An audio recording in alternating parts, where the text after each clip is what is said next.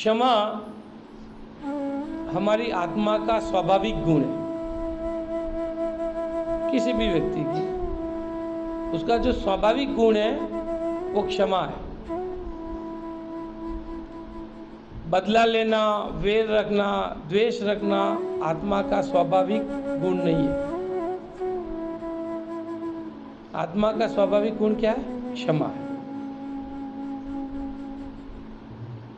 तो हमें क्षमा धारण करनी चाहिए। यदि प्रत्येक व्यक्ति उत्तम क्षमा को धारण करने लग जाए, संसार का प्रत्येक व्यक्ति यदि क्षमा को धारण कर ले, तो विश्व में कहीं भी हिंसा, युद्ध, लड़ाई, झगड़ा कहीं होगा? कहीं भी नहीं होगा। हमारे संत पुरुषों ने, ऋषि मुनियों ने अपने जीवन में संन्यास को धारण करने के बाद यदि कोई भी सबसे पहला धर्म उन्होंने अपनाया तो क्षमा धर्म ही था। कभी किसी ऋषि मुनि को बदला लेते हुए देखा?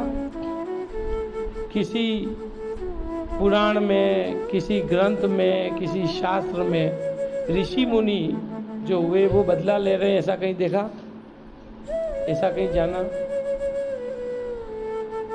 तो सबसे सर्वश्रेष्ठ चीज क्या है? क्षमा है। क्षमा जो है वो हमारी आत्मा को सरल करती है, हमारी आत्मा को पवित्र करती है और हमारी आत्मा को सम्यक दृष्टि बनाती है।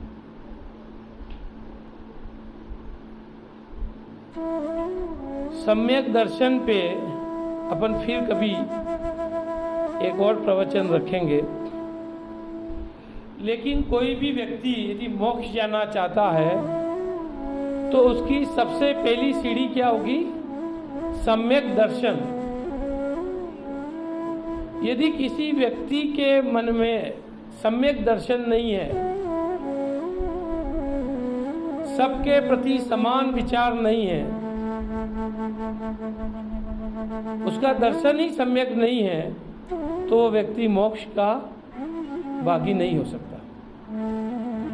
और यदि आपको मोक्ष जाना है, आपको सम्यक दृष्टि जीव बनना है, तो सर्वप्रथम आपको क्या धारण करना पड़ेगा?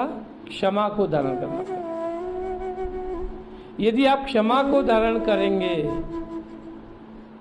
तो आप इस पृथ्वी में सभी जीवों के प्रति दया भाव, करुणा, उनके प्रति जो वात्सल्य है वो आपके मन में तभी आएगा जब आपके मन में क्षमा का भाव है।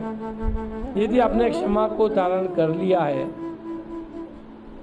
तो आप प्रत्येक जीव, प्रत्येक मनुष्य, प्रत्येक व्यक्ति के प्रति, इवन तिर्यंच और एक इंद्रिय जीव हैं, उनके प्रति भी आपके मन में करुणा, आपके मन में सरलता, आपके मन में वात्सल्य आएगा। तो उससे क्या होगा? आपका मन शांत रहेगा। आपके मन में, आपके भावों में उद्वेग नहीं आएगा, आपके भावों में क्रोध नहीं आएगा, आपके मन में कई प्रकार की विडंबनाएं, कई प्रकार की समस्याएं, कई प्रकार का जो ईर्ष्या, द्वेष, विद्रोह, विद्वेष, ये जो सारी चीजें हैं, यदि आपके मन में नहीं चले तो आपका मन कैसा होगा? बहुत शांत, बहुत सुखी, बहुत आनंदमय होगा कि नहीं होगा? होगा। क्योंकि हमारे मन का जो विकार है वो क्या है? क्रोध है, द्वेष है, ईर्ष्या है, बदला है।